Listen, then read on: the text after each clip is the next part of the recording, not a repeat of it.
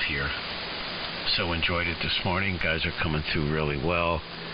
It's nice to have 160 as a alternative for 75 when the band goes really long, and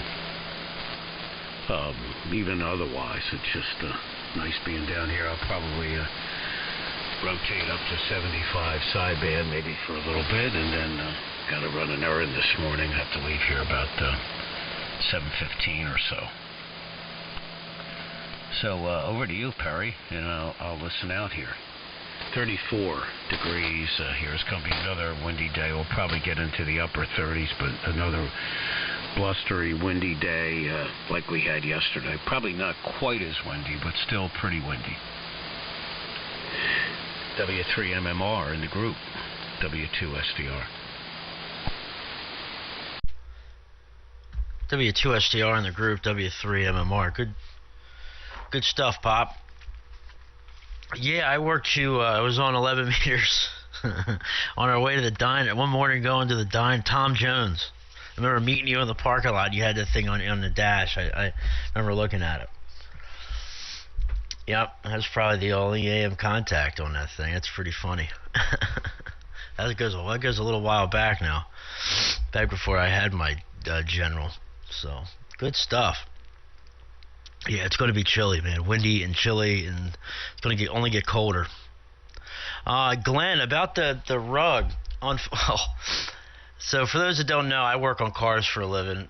Was I guess for Jay. I've been working on cars for 20 years, and I had a side job the other day where I had to put a all-new carpet in an early 2000s Ford Windstar van.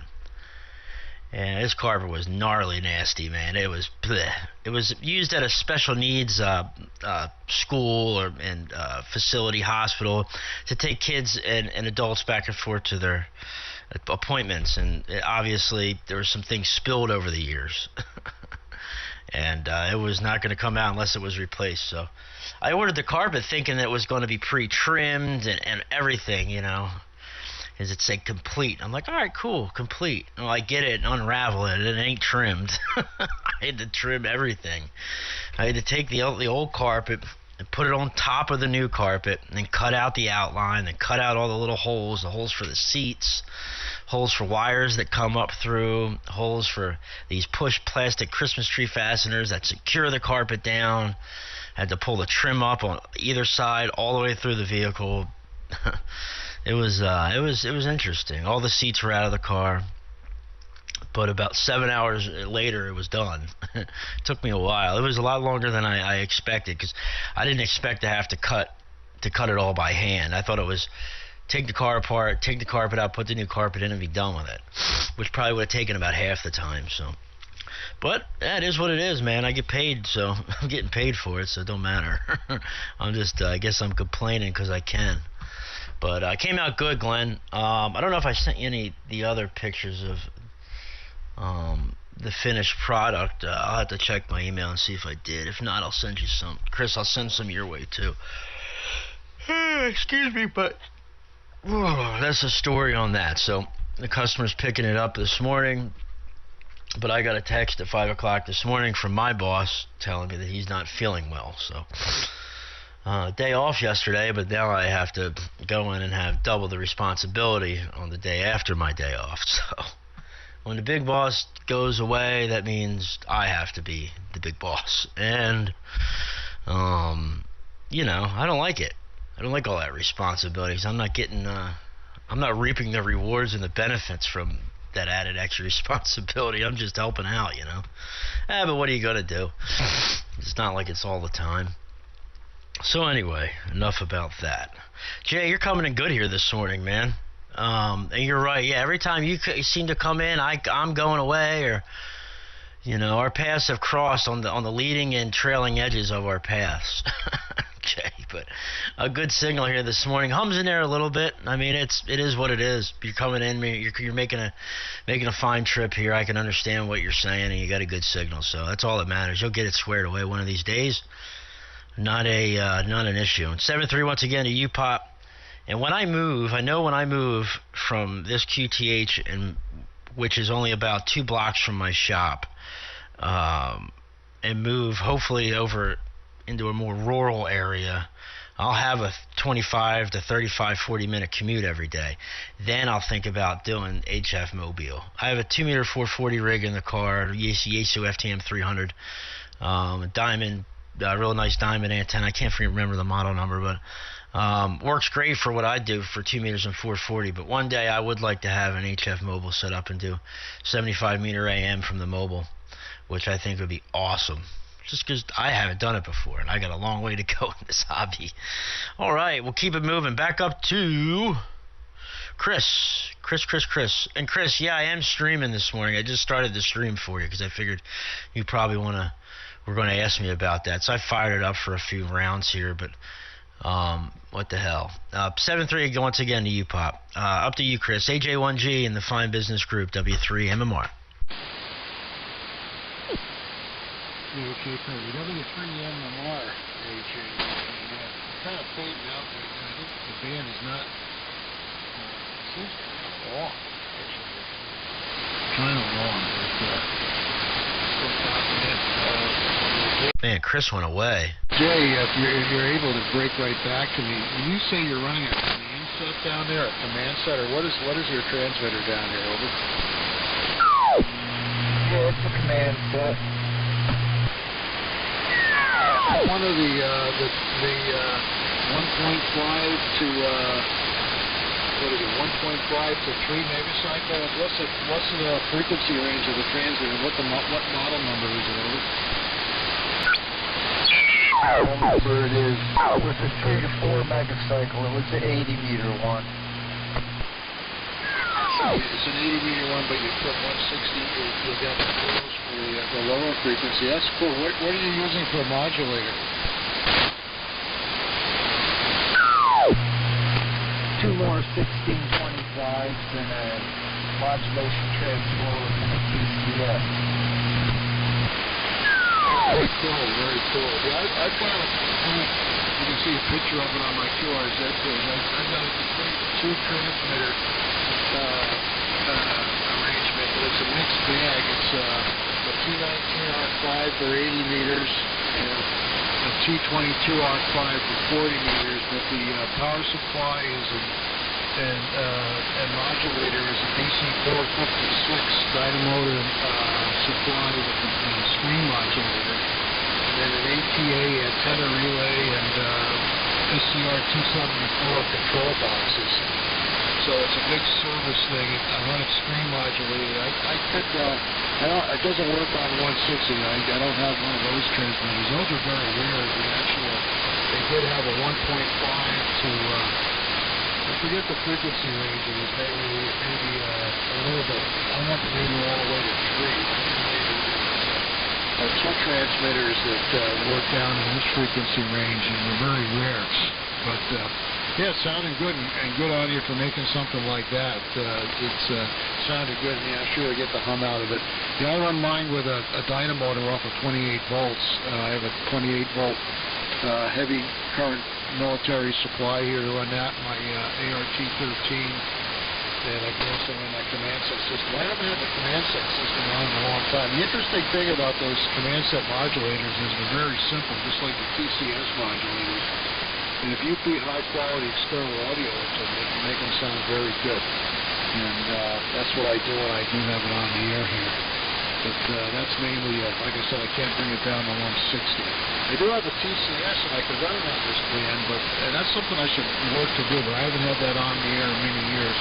The TCS system, but now that I got 160 transmit capability, I should try to get those on the air. I should add that to my bucket list. I'm going to sign out on this one, guys. The conditions are kind of, going away. It seems like 160 tends to fuzz out early from D-layer absorption, even before sunrise around here.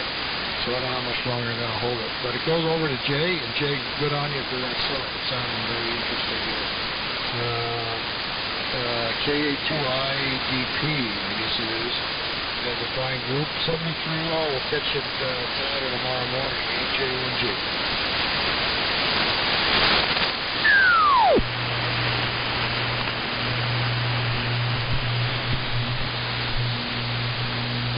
AJ1G, WA2IXP.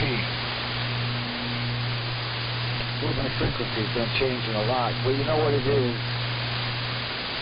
I keep the heater in this room. It's outside the garage. A separate room. It's insulated and everything. And I keep the heater like at 50 degrees, so it's electric. And, you know, to keep down on the cost. And when I come in, I turn it up to like 60. And, you know, it feels warm. Plus, I have my work clothes, you know, and everything, so I'm plenty warm. But it's affecting the transmitter. But anyhow, you know, I've seen those ARC-5s they're low band. I don't think I've ever had one. And, you know, the military radio guys would look at this and say, oh, you ruined it. But you know what? I had a lot of fun with it, so it's all going to end up in a dumpster in the not-too-distant future. You had mentioned cable, and I was thinking, yeah, I had 2 meters for a little while, but I didn't really talk too much. But maybe, I don't know, the last sunspot cycle when things were really good on 10. I bought brand new at a Radio Shack store, one of those 10-meter rigs. It put out 5 or 7 watts on 10 meters, AM or sideband. I think it was $129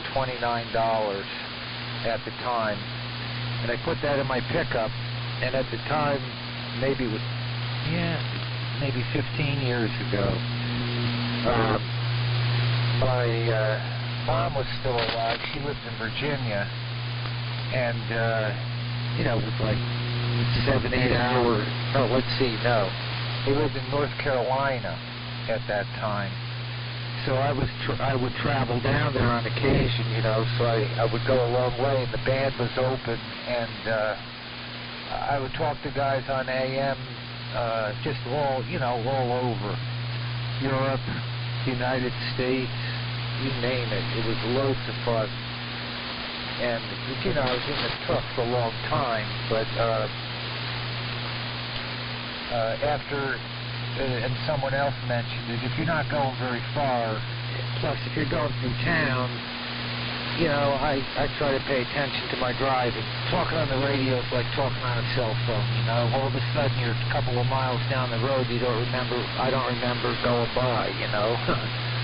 So, but that was a lot of fun. I just set a CD whip, you know, 8 foot or whatever, trimmed the tunes to 10 cut, you know, so it worked on 10, but it was a lot of fun, but, you know, I've never gone back to that. I just got a new welding helmet from Amazon in the mail. I had a real nice one, and, you know what, I left it at a dry. I remember laying it somewhere on something, and I said, I'll go back. I was going back the next day, and, you know, I don't remember the circumstances, but I thought it would be okay. And when I went back, it was gone. And I asked a couple it actually was on a farm. It wasn't, you know, just a general contractor's job. Nobody knew anything, but somebody took it. And so I got another one. And finally, I've been using a couple old ones for a while, and now I bought another good one because I have a job coming up that's going to be for 3 or 4 days, and I figure it'll easily absorb the cost of it. But I've been in the auto repair business. Well, I was in the auto repair business for a long, long time, and now I do more truck repair, truck equipment repair. So I think Glenn's asking I'll be in here maybe for one more. M1 SNG WA2IXP. WA2IXP, M1 SNG. Okay, Jay, very good. And 7-3s to Frank and Chris. And we're going to catch you a little later on. And, you're good on the mobile work there. Yeah, I enjoyed it. I did mostly 60 meters. Mobile operation time was basically early morning or late afternoon on the way in, on the way home. But yeah, it is a lot of fun, and surprisingly, you get to work places that you normally would not think would be, conditions would be right for. But yeah, that's the whole fun of it right there. Yeah, and as far as getting a rig on, you've got a military rig, or you've got parts of one, or it's a Franken radio. It's having fun with this stuff, no matter what the case. You see a lot of these radios. They got holes in the front end and the back end. They got pipes coming out of them, and they just smokestacks and everything else. And it's like you get the things running and you enjoy them, and there's always some sacrificial hole that's drilled in them, or you're taking pieces of one, making another one, kind of like the organ donor mentality. So I wouldn't worry about ruining anything. That's for sure. You're enthusiastic about it. You get one on the air, and just have fun with it. And of course, there's always story time. And I think everyone, once you open up that door, there's a lot of great versions of how I got my radio back on the air. But anyway, I got a late start, so most of my equipment here is consumer grade, Johnson Valiants and R390As, and nothing from the early days, that's for sure. But yeah, sounding great here this morning, Jay, for sure. Let me see, what else was I going to talk about? I should have wrote it down. But in any case, the big military power supplies, dynamotors. I was lucky enough to get an actual dynamotor for my ART-13, and that was one of those. The guy was putting stuff out on his table, walked out of his camper, and that's what he was carrying, and I went right over, and I got the DY-12 for $40, and I've been using that for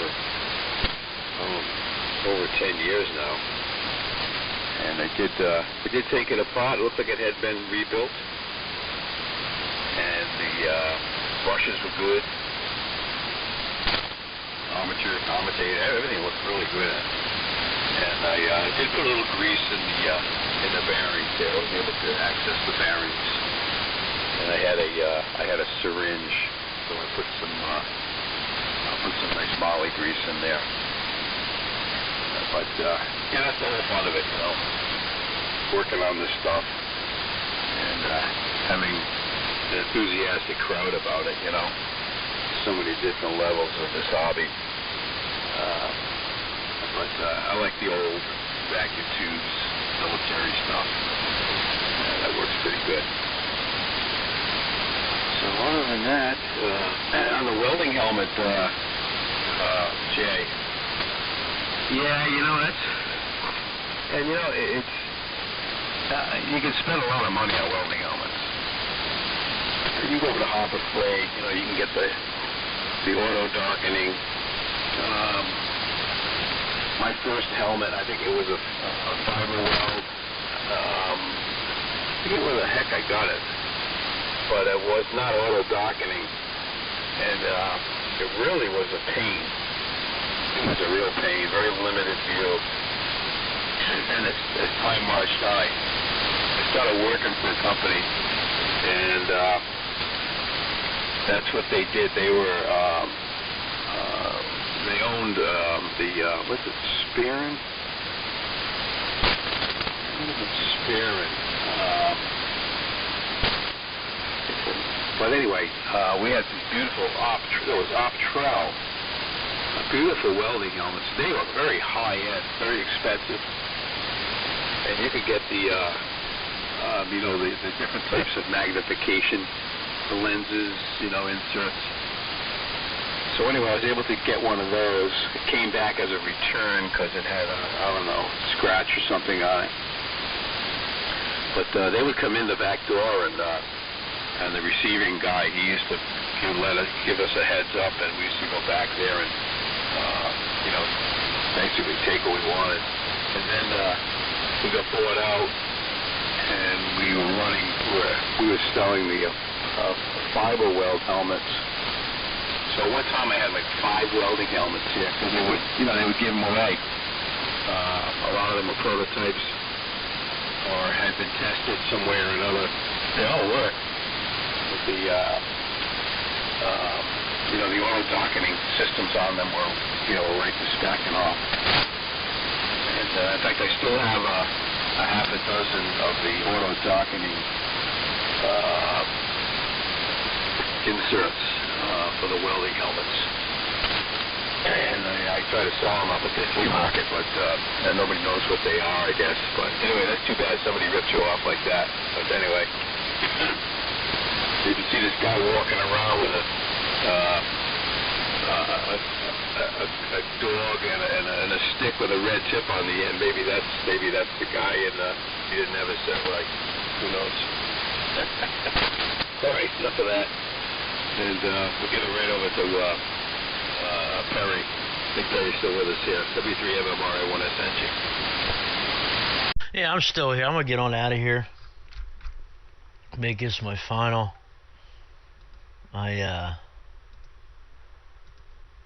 we go. Let me see.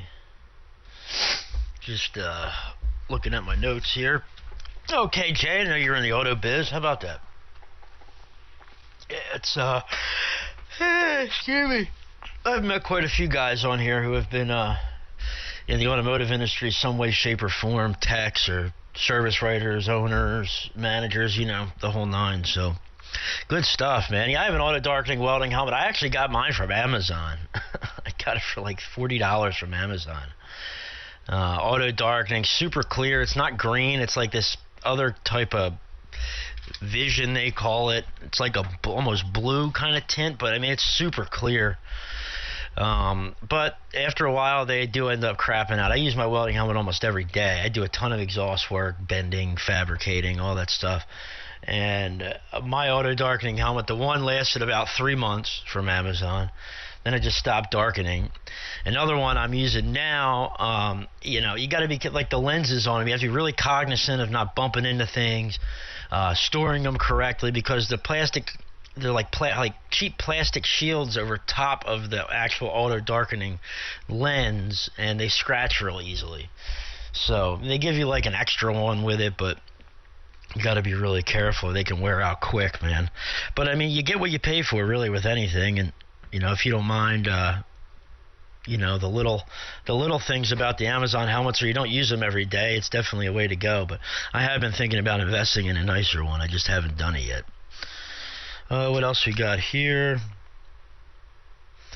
All right, that's all I got, man. So I got to run down the hall. I'm going to start getting, ready for work here in a little bit. Excuse me. But great hearing you guys this morning. Hopefully my signal held up on my short 125-foot inverted V here, man. But you guys are coming in absolutely fantastic. Glenn, it's always a pleasure, my friend. Jay, Chris, if you're still listening, Pop, we'll catch you guys later. Back up to you, Jay. We'll be listening out for the remainder. WA2IXP with N1SNG and the other sign. This is W3MMR. W3MMR, WA2IXP. Okay, very good, Perry. And Glenn? Yeah, I've had cheap ones before, but they don't last. And so, I haven't used the new one I got yet, but I will in a couple days. So, we'll see how it works out. And I think it's a name brand. I got it on Amazon, but it wasn't a Chinese one. Well, it wasn't a Chinese brand. It doesn't mean it didn't come from China. But we'll see. And what else was I going to say?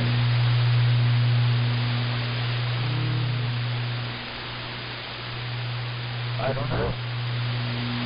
Well, Barry mentioned, I run into a lot of guys that do mobile mechanics and auto repair and so forth. But quite a few, in fact, quite a few here in New Jersey. And interesting to talk about. I mean, I worked in a shop where I had, like Perry said, responsibilities, other than just the work. And I worked for a towing company. We did light, heavy-duty towing on the turnpike. And, after a while, and, of course, I was 30 years younger, but I just said, you know what, I just, it was too much. The money was there, but I didn't need money that bad. I didn't have a family. My bills were paid, and I was just looking for something that I could enjoy more. So I started to do the mobile work, but that's a story for another day. I'm going to sign out. I'm going to turn it over to Glenn. I believe he's still there, and maybe we'll talk some more tomorrow. N1SNG to take it, WA2IXP. So long. WA2IXP and W3MLI N1SNG. Yeah, we'll be saying 7-3. Any good topics this morning there. And you have a safe day. Jay, Perry, I'll catch up with you a little later. N1SNG, we'll send 7-3s. We'll be clear.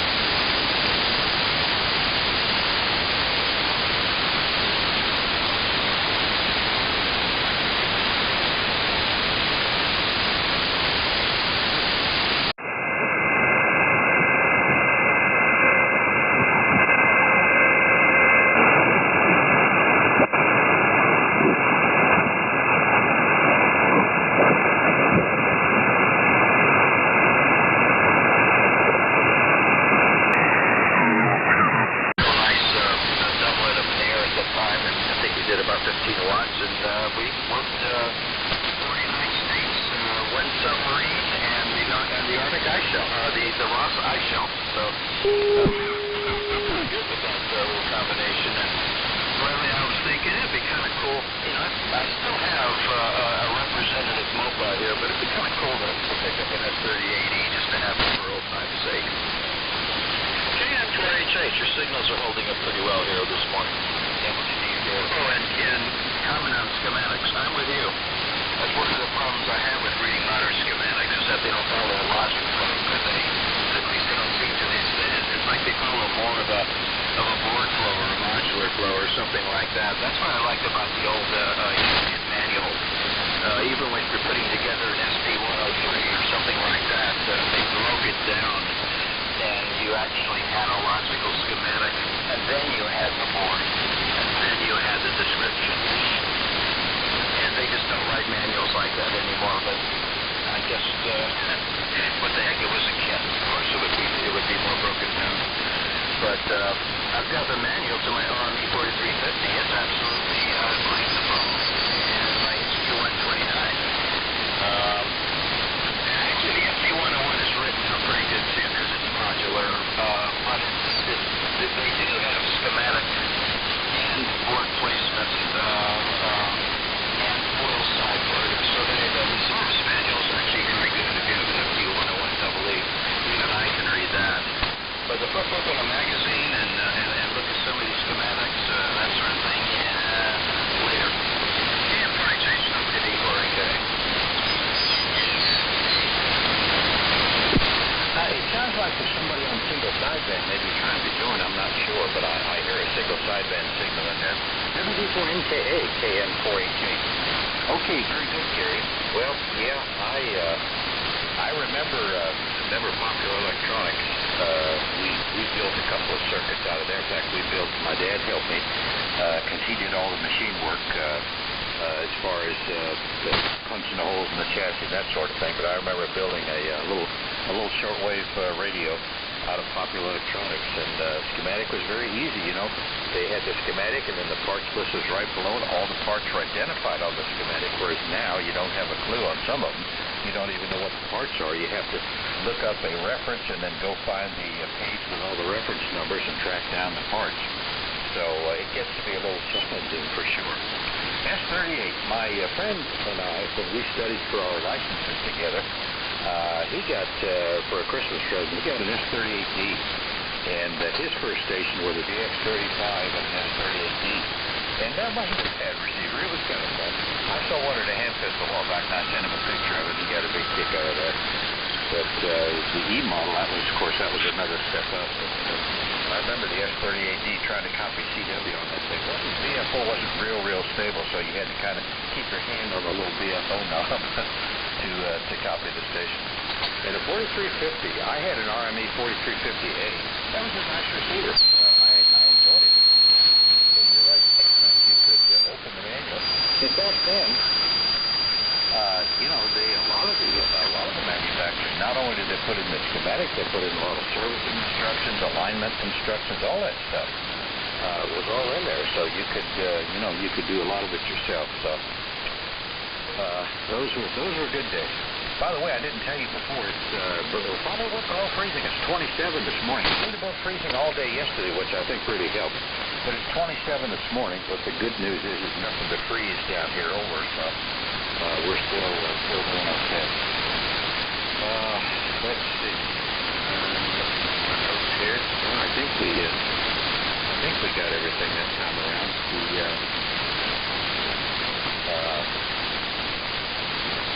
Trying to remember. Oh yeah, there's a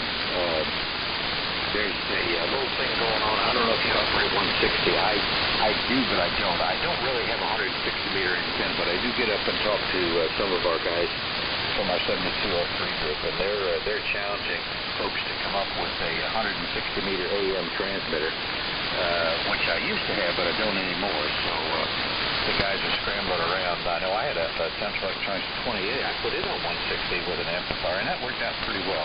But anyway, they're trying to drum up some vintage 160 stuff, and the only two transmitters I ever had that did 160 were a DX100 and the Central Electronics. WD4NKA, KN4HH. K4SNY, good morning. 5IM. Okay, I'm hearing K4FNY, and the rest are carriers. Superimposed antenna. So when I'm done, I'll turn it over to K4FNY. Well, if the 160 is bad, I've barely gotten on because of noise and because I've never had adequate space for an antenna that would function well. And I just don't like getting on a band where all I get is, I can hear half of what you're saying, that kind of thing. So life like that is a purgatory. So I don't go there. But as far as an old-style AM type schematic, I do have one that is attached to the 1920s.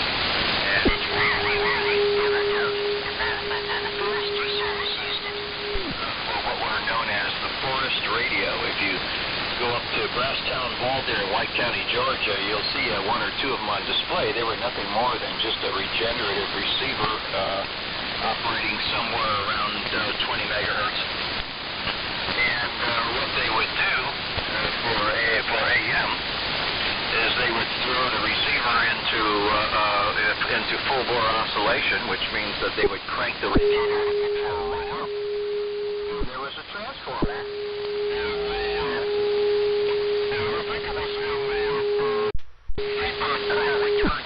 Frequencies in use, please stand by. A modulated a voice that would or a signal that would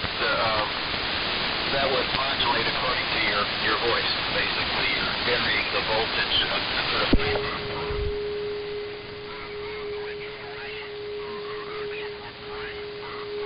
would bring the current up, and you would have something that would manifest at the output to the tune of about a watt or so. And some folks would develop that and use that to drive final amplifiers. They would come up with maybe a 30 or 45 watt AM rig, but basically it's built around a regenerative oscillator, a strong oscillator. That's keep it easy because all you're doing is just introducing a fluctuating voltage at a very low current level. I think sometimes you would introduce it at the cathode, between the cathode and ground, and run the cathode as a feedback to the coil, to the main grid input coil. And then when they received, they just kick the regeneration down to just below threshold, and voila, there's your receiver. So, but anyway, that would be an interesting thing to experiment with, a regenerative AM oscillator. I think I heard Charlie in there, and then I heard it sounded like 2 or 3 other stations that were sort of after-dumping each other. Charlie, go ahead and pick it up. You probably know that's Bob in there, KN4HH. WD4 again. Yeah, Charlie J's in there. Okay, Gary, yeah, WD4NKA. This is Group K4SNY. Well, Bob, that was me on sideband breaking in. I had my tune-up crystal in the BC610, and it's 3880, so it sounded like sideband to you. I forgot to swap out and put my 3885 crystal back in. I've just been reading the mail here for a little bit, checking around, not doing much of anything. It's 31 here. Yesterday we had a lot of snow. We had more than I thought we did. I went out and listened. There was over 3 inches of snow. And this open wire line of mine was completely bridged with ice and snow. But it didn't seem to make any difference in the way it tuned up. It just went right on through it. So I don't know what that means. But anyway, let me get down to Jay. He's got a good signal in here. Jay? How are things out deep in the heart of Texas? KK5IM, K4SNY. Okay, Charles, my people are going to see if anyone answers. Good morning, K4SNY, KK5IM. Copper, Texas is 41 degrees and a beautiful.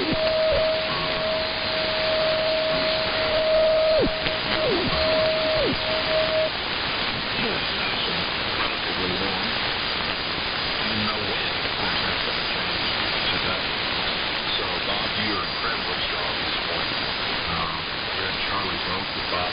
King of the Hill. Good morning to you, Gary. Motivating and not what caused that. Somebody here next door. There once upon a time. But anyway, here's everybody just Noma TDO and 51J3.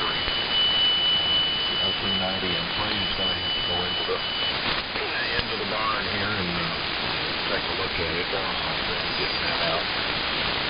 But if there is something wrong with it, I'll have to bring it with me to Dalton if working when. In any case, busy day at the shop yesterday. Probably going for the town 72 into it. But got just a whole lot of stuff that really good if you make it better.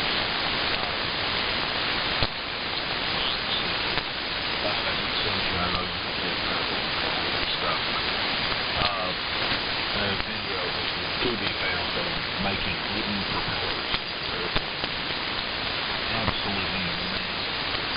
The lady doing this is pretty handy. Well, all right, I hear no one else, so we'll take it back up to the top of the list there. WD4MKA. No, wait, goes to Bob. Excuse me, almost ruined the whole thing. Over to you, Bob. KN4HH, KK5IM. K4, PZF. John. Yeah, okay, John. Well, I'll pass it to you next in just a minute. KK5IM in the group, KN4HH. Well, very good morning, Jay. You have a great signal as well, 20 over. Very, very nice copy. And the band is nice and quiet. I was telling Gary it's quite a change from yesterday and the day before, but the band is nice and quiet for us. It's a balmy 27 degrees here this morning. And we're going to hit a whopping high of 54. Good news is there's nothing to freeze on the ground, thank goodness.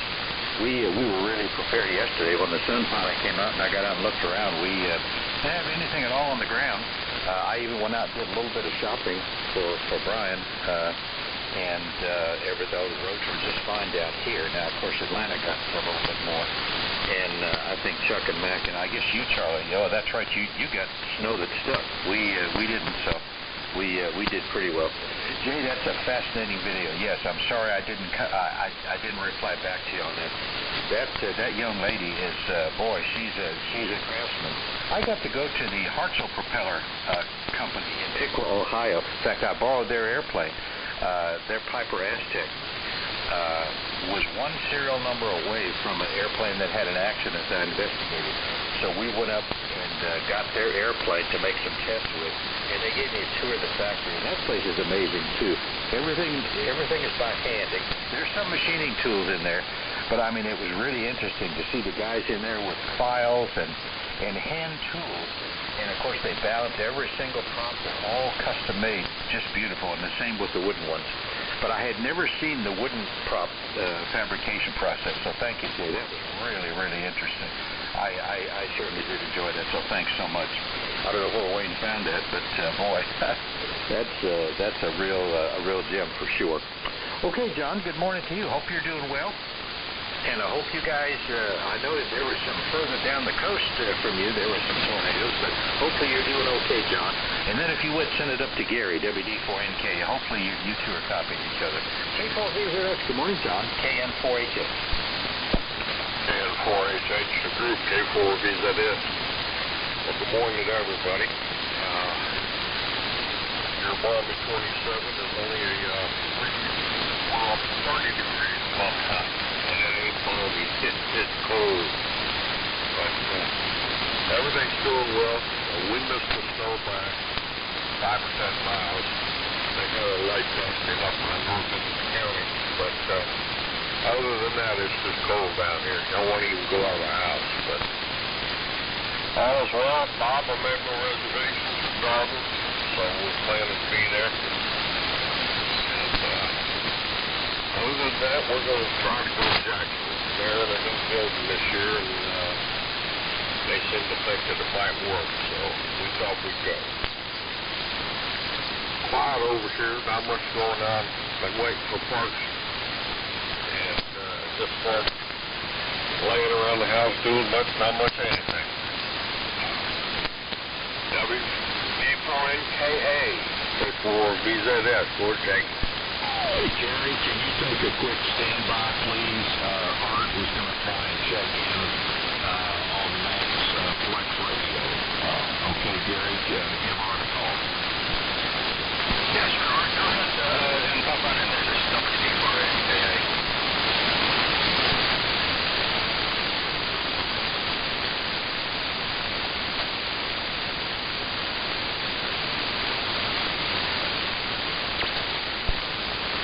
Art, switch the audio input to PC. You've got good carrier.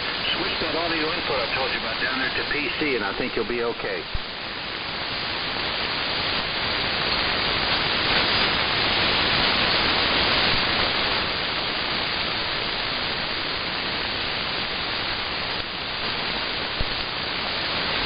No, still no audio.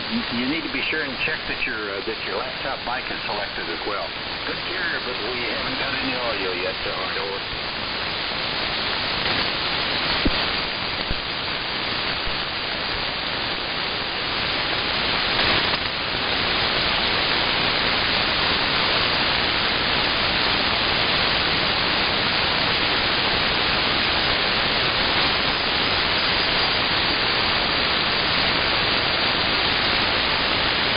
Well, why don't you go ahead? I'll give Art I'm gonna send a text to Art, see if we can get him on the air. KN4HH. WD4NKA. Yeah, he's got a good carrier down here for sure. Jay, you're sounding really good into Central Florida today.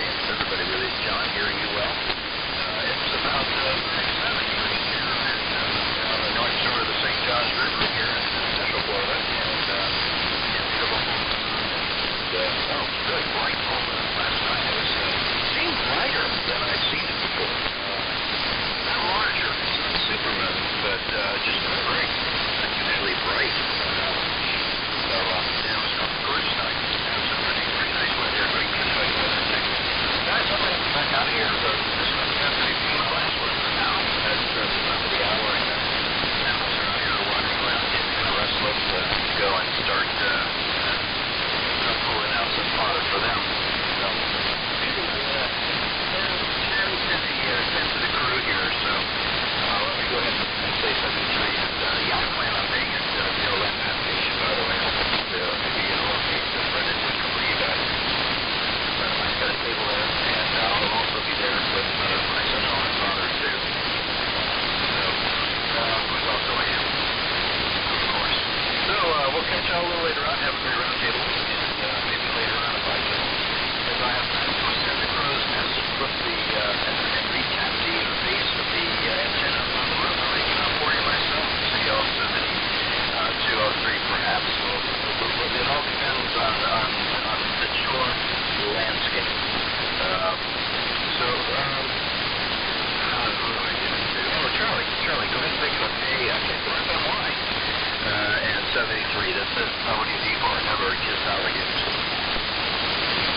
Okay, Gary, 73 WD4NKA.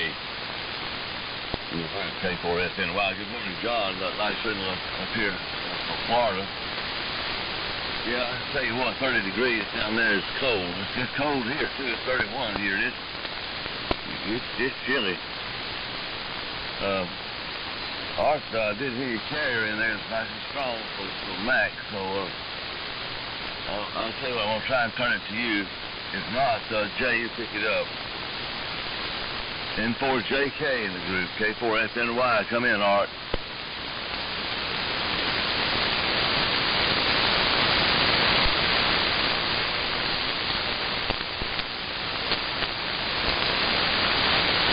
No, still no audio.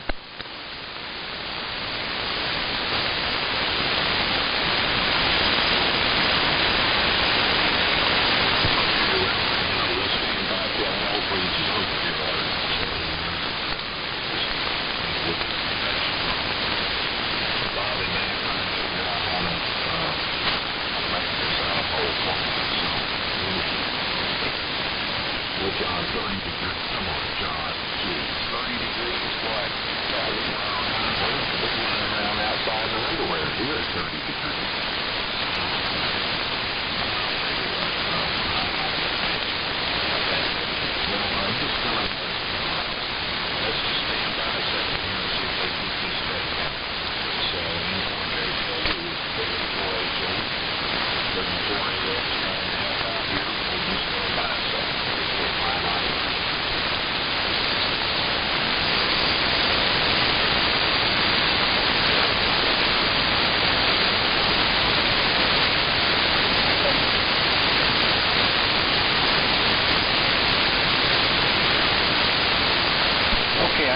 checks are marked in. Unfortunately, he's got everything selected that I told him to check on. So there may be something in Mac's configuration I'm not aware of. Anyway, he says good morning. He'll be listening to KN 4HH.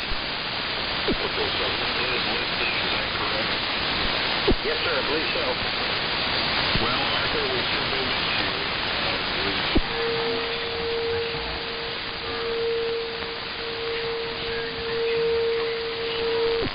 This is not, a pleasant experience by any stretch of the imagination.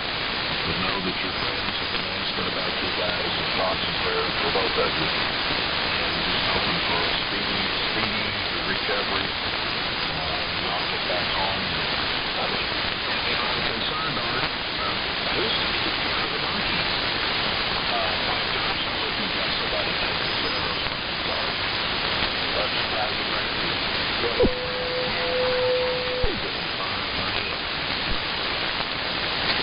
Okay, very good. KK5IM, KN4H. Yeah, doggone it. I wish I could think of something else. Maybe Mac will take over here, but... I hate buying shoes mail order. You just never know if they're going to fit or not.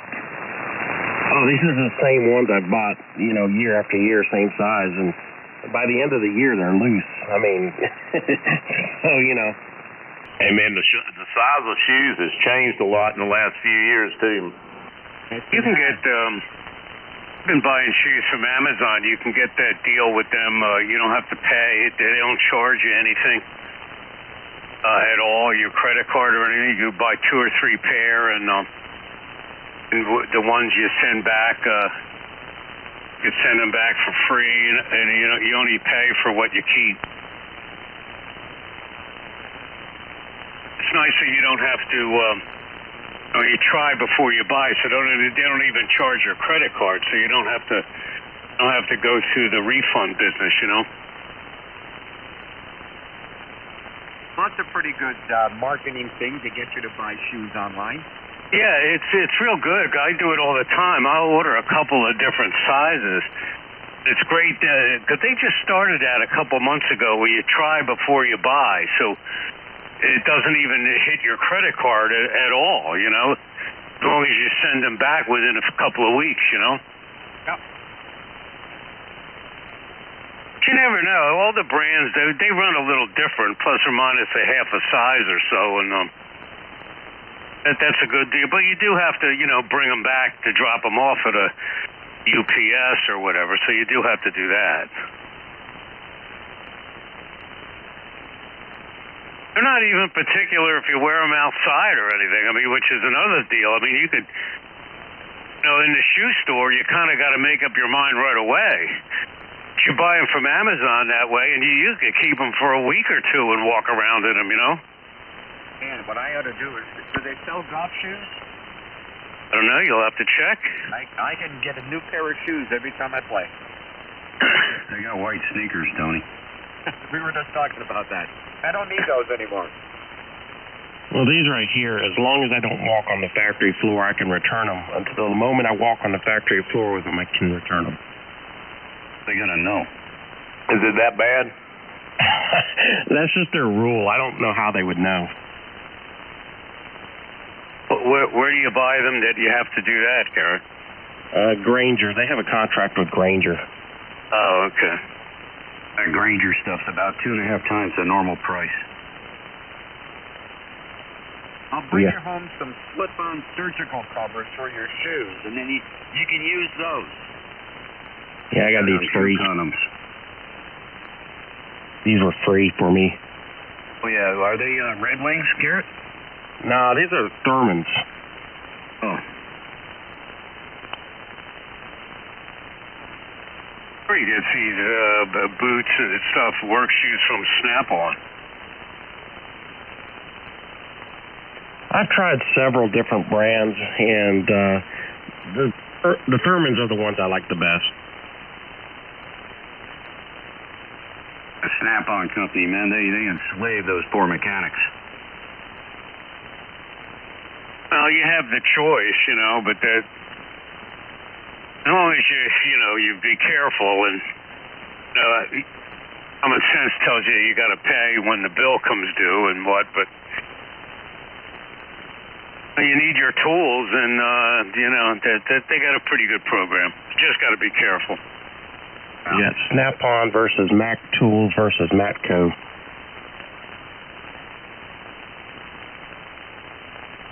Now, if you use those tools for a living, it's definitely worth buying a good tool. I'll tell you, if your livelihood depends on them.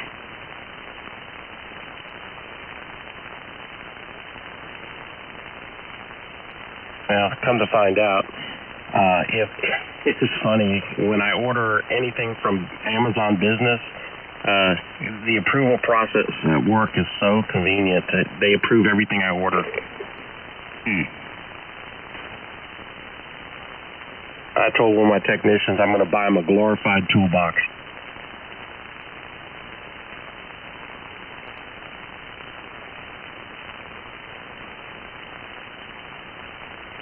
Nice.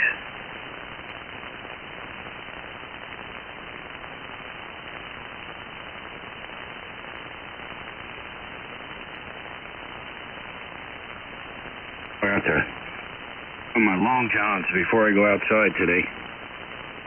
Cold? Yeah, it's cold. It's 22 degrees out. I don't have any heating on my side-by-side. I don't have any doors on. Well, it's got doors, but no windows. It's 30 here.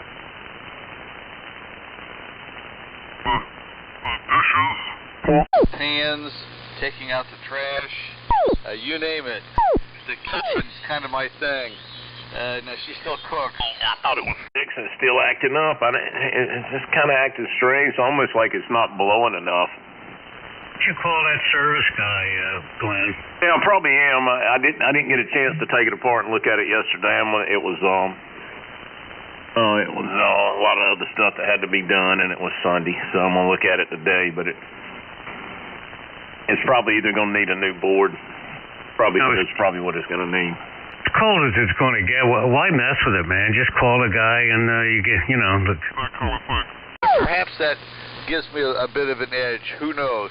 But it's something I picked up. I picked up this little Heathkit speech processor at a Hamfest for $5. It's probably about 35 or 40 years old, but it still works. I cleaned it all up, put a new battery in it, tested it out, and sure enough, it works. So. And I'm using an old Turner desktop microphone. I think it's a ceramic cartridge. So that's the rundown here with the old LMAC.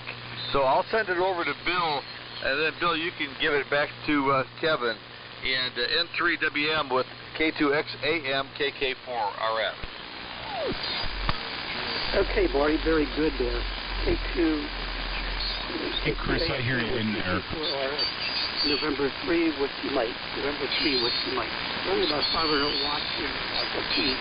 So I can look into turning on the processor, and I'll do that on the next go around. This has Ridge has a processor, and I'm just trying to find it in the menu here. 5 minutes there, Kevin, on the dishwasher. Where dishwasher is about ready to throw a rod also here. And the ice maker in the refrigerator is going up, and we're waiting for parts for that. Have the air handlers outside? Yep. So the condenser unit would just be out there. Yeah, the condenser and the gas pack is out there.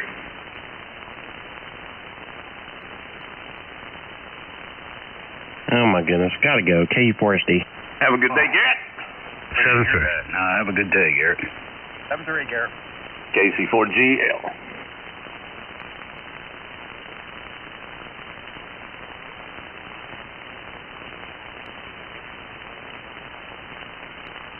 Yeah, good old days of work. I don't miss that much.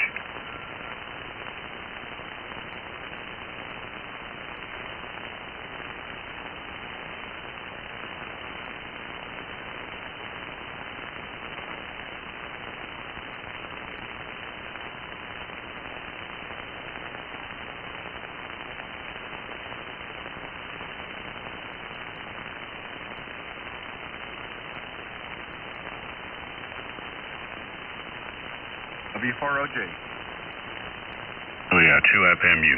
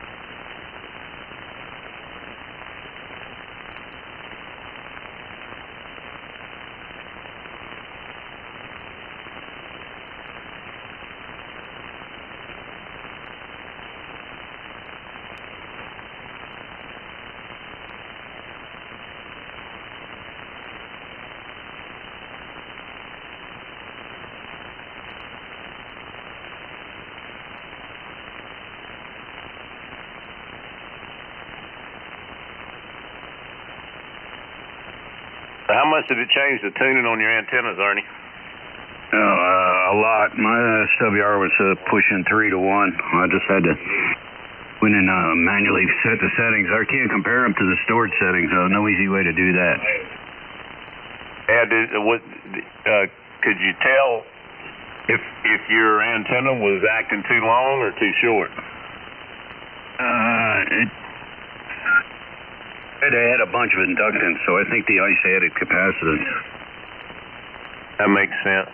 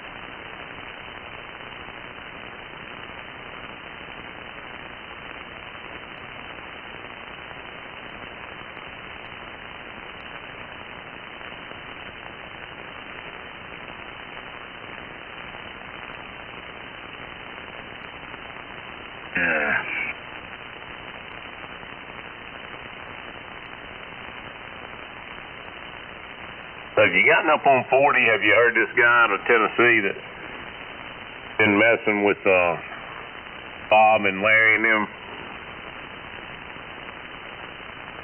You got one of them clowns up there? Well, the guy, he had a group, I think it's K9 Delta Victor Victor, I think is his call. Apparently he had a group of low power stations that he was coming on with about 8 o'clock or 8:30 the last year or two on 38. And anyway, he's in Tennessee. He's like optimal skip distance from me. And he comes on there and starts calling all these guys, and none of them respond to him. And anyway. Oh well, it's just kind of funny. I mean, he's got all kind of upper side man on his signal. So I don't know. He's running good equipment. I don't know what. I mean, it looks like he's running a ICOM. But anyway, he's been coming around complaining. He hasn't been complaining as much lately though, because they've been staying on a little bit later too. Has he been coming in there after you guys start, or what? Yeah, well, he'll, Peter, it's funny, he's come in there and said, he called me a liar and all this. I said, I told him we'd been coming on 38 for friggin' 25 years. 20 years ago when I met Peter on 38, But, I think what happened is when the days got short, and plus Bob's retired now and Ray's retired and they stay on later than they used to. I think that's where the conflict comes in. I think he used to get on late. I guess it matters if you're there first. It's the way it works. Yeah, of course. Sometimes there can be two groups that can't if the band is long. So that can happen, especially on 40.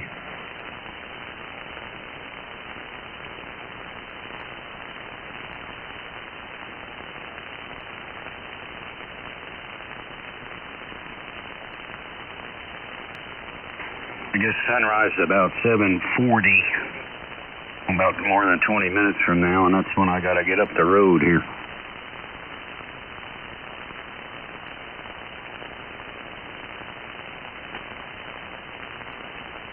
Hey, you should be, I know it's steep, though.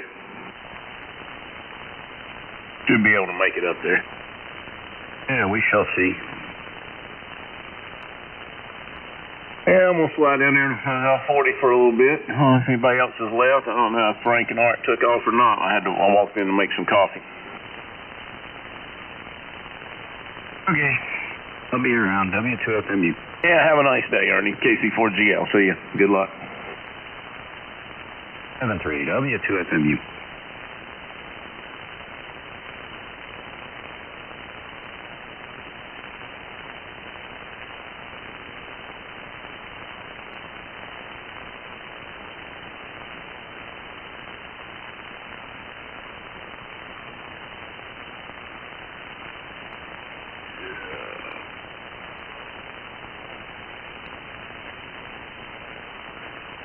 What are you doing up before sunrise?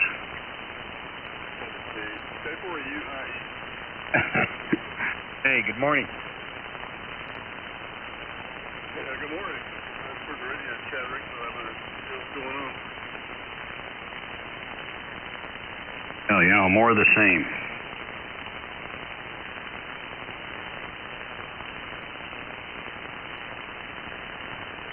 Did Glenn have a trouble with malicious interference or what? No, they got some group that, claiming the frequency. And so we did end up getting this house, and it had all of that, but what it didn't have was it didn't have a heating system. They were trying to use this, I call it the gas-powered wood stove. It runs off of natural gas. And so we ended up putting a heating system in. Me and my friend Freddie, we had renovated some houses together up in the Glens Falls area a bunch of years ago. So I got him to come over with a heating system, and we put that in the summer. So now the house has a heating system. And I've been thanking God every morning and every evening that all of that is still working, especially with our cool temperatures, our cold temperatures. This past weekend, it just never did warm up in the house because it was so cold outside. It was typically around 62, 63 degrees in here. And yeah, sure, I could have turned the thermostat up and gotten it warmer, but I don't want to pay the extra for the gas bill, all that sort of stuff.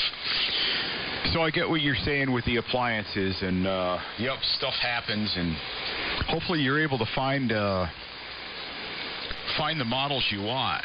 When a year ago when the dishwasher broke, I actually started looking for a new dishwasher, and mine just has a mechanical knob on it as a timer, and all of the crap out there now has a computer in it, and I don't want computers. Computers ought to be outlawed in anything and everything. They're just annoying and more problematic, and usually that's why the appliance won't end up working. Usually that's why all of us don't end up working, is something's wrong with whatever computer we're trying to use. So Anyways, I'll turn it back over to you, Marty. I think you can probably still hear Bill, and I'll see if I can hear Bill as well. So, Marty, back on over to you. I'm able to hear you. Not sure Chris is probably back yet, but if you turn it back over to me at some point, I'll send it down to Chris and see if we can hear him, see if he's gotten the antenna set up. KK4RF gets K2XAM in the group. Okay, very good, Kevin. K2XAM with N3WM and AJ1G. This is KK4RF. Well, very good, Kevin. Well, Kevin, it's amazing. Most of the time, all the appliances work. Everything's smooth sailing. But in the past 5 or 6 days, it seems like everything hit. So anyway, but we do have different heating zones in the house. So we have 3 different zones in the house. So only one of the zones broke down, and that particular zone uses propane, and propane has really gotten expensive. So we keep the heat down anyway. We don't keep it turned up just because the propane's so expensive. And the hot water heater, I can't complain. It's 22 years old. I couldn't believe it was so old. So, but the microwave ovens are junk nowadays. The one we have is a Frigidaire, and it was the Professional Series model. It was real expensive, and it didn't even last 4.5 years. So now we just bought a cheap GE unit, and because I'm not going to spend full price on stuff anymore, because it all lasts about 4 or 5 years and then it quits. What the heck? So anyway, I'll send it to Bill, and Bill, good talking with you, and good morning to Joyce there, and so I'll send it to Bill, N3WM, with the group KK4RF. Okay, Marty, good morning to you there again. Kevin, and actually the AJ1G there, of course, back over and put a copy of there. But very good, yeah, I'll tell you about the appliances.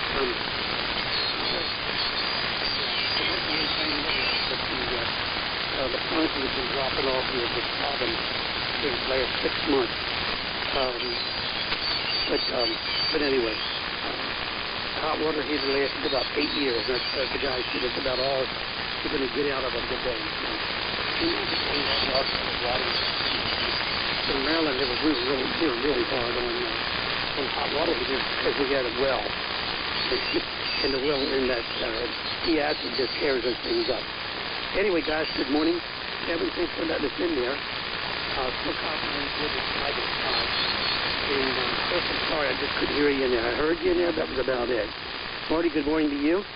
And we'll catch up with you later. Then maybe we'll work out a trip down to the ship. I'll talk to Chris there. If he's in there. If not, go ahead and pick it up, Kevin. Good morning to all. And thanks for letting us in. AJ1G, KT Group, number 3, what's the mic? Good morning. All right, Bill, I'm not sure Chris can hear you or if he's even back. Chris, AJ1G, are you back here yet, or are you still out making adjustments to the antenna?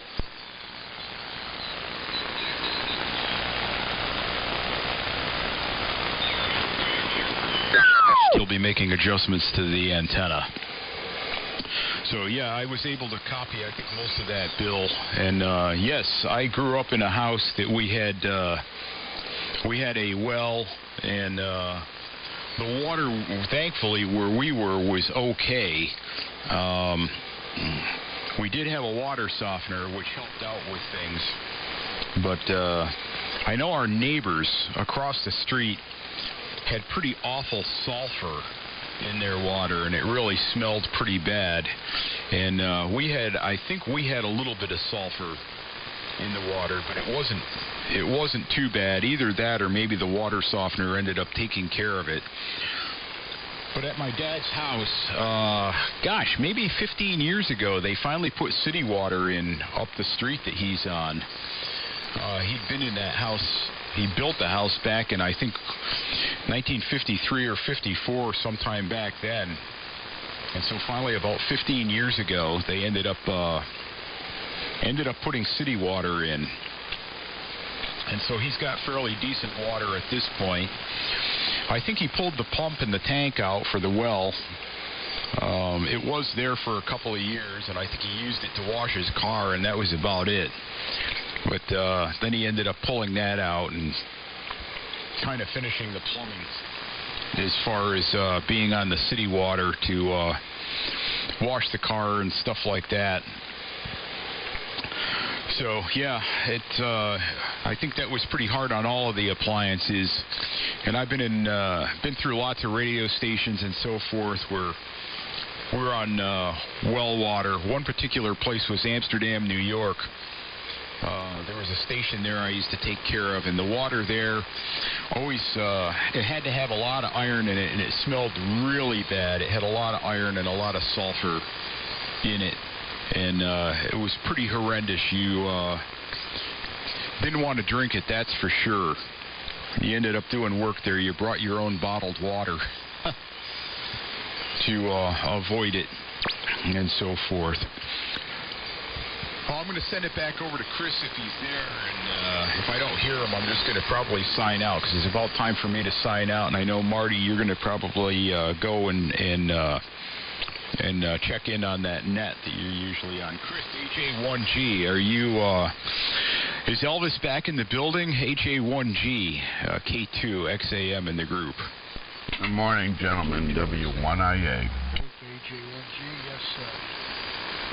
Elvis has indeed returned to the building. A little chilly. The hands are very cold. It's about 30 degrees, and the wind chill must be down, down below 2 meters. So the wind is still howling.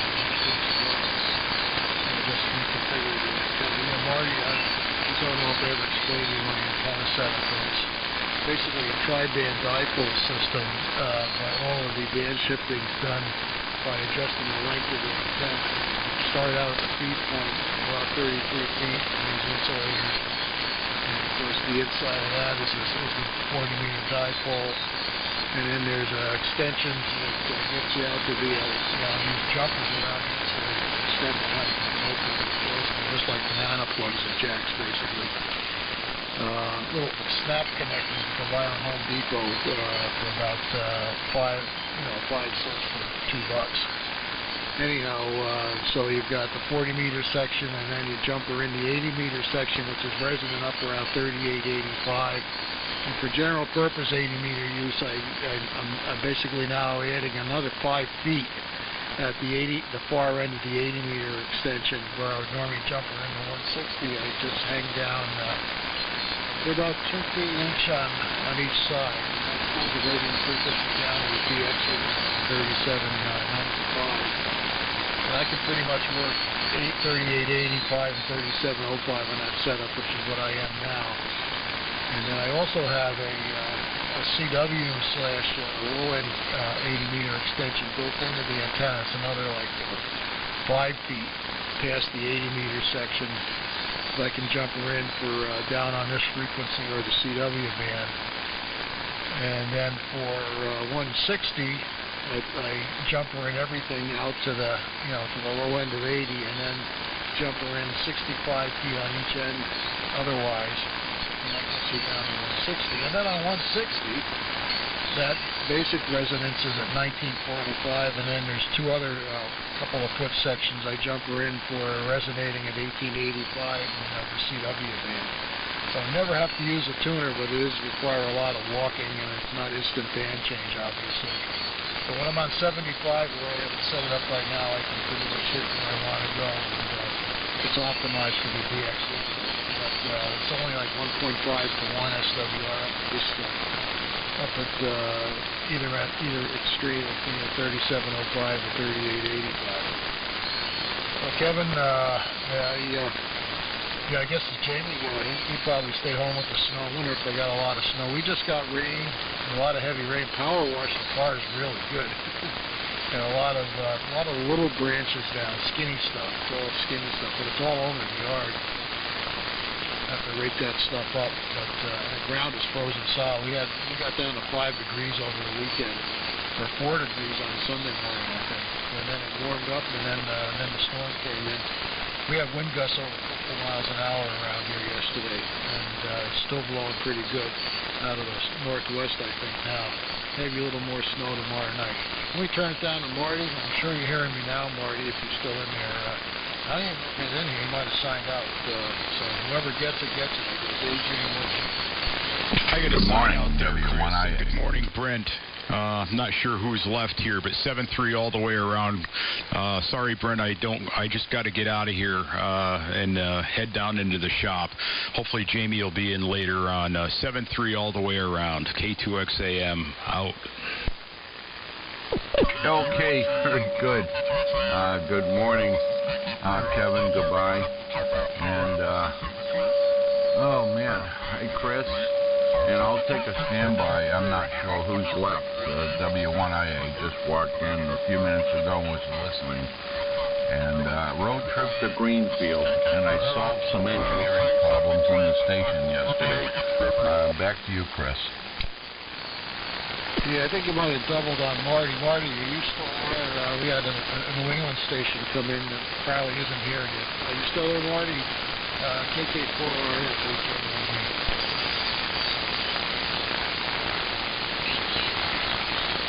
Yeah, I'm not hearing it now. There was somebody under there. I don't know who that was. Okay, 7-3, Kevin, and good morning to you, Brent. Yeah, it's pretty cold, but at least the sun is shining, and it's not super cold. And we survived the storm down here, no issue. All the antennas are still up, despite the wind. Couldn't lose power, and the high up here, we didn't have any flooding issues. So a lot of people flew around here at high tide yesterday. W1IA. Yeah. I'm just making a small adjustment here for... Anyway. Yeah, I'm sorry I didn't get in a little earlier, but I have to head over to my daughter's and deal with brakes. A water pump on her Dodge. Good to hear you, Chris. I found a really stupid problem in the station yesterday.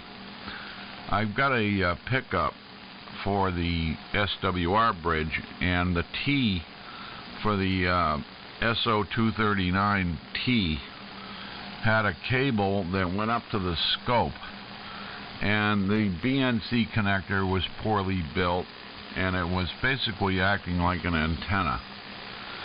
So I got rid of that, and I kept my SWR bridge, which is the graphic display that I built, kept toggling the screen, and that's fixed. And I ran a ground to the double L. The common mode chokes were getting warm, but there was no chassis ground on the tuner, and now it was floating, so now that's grounded. And little things like that make a big difference.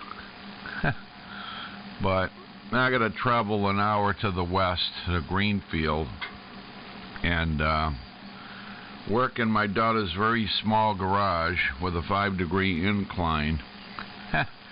We'll have to chalk the back wheels and jack it up on the front passenger side front, take the tire off and the splash guards, and tear the front side of the motor apart. That's transverse mounted 2.4, and change out serpentine belt idler pulleys, and the water pump is the primary target. So I'm not looking forward to it, but we'll get it done pretty quickly. Take a couple hours. But yeah, other than that, Chris, sorry I missed everybody.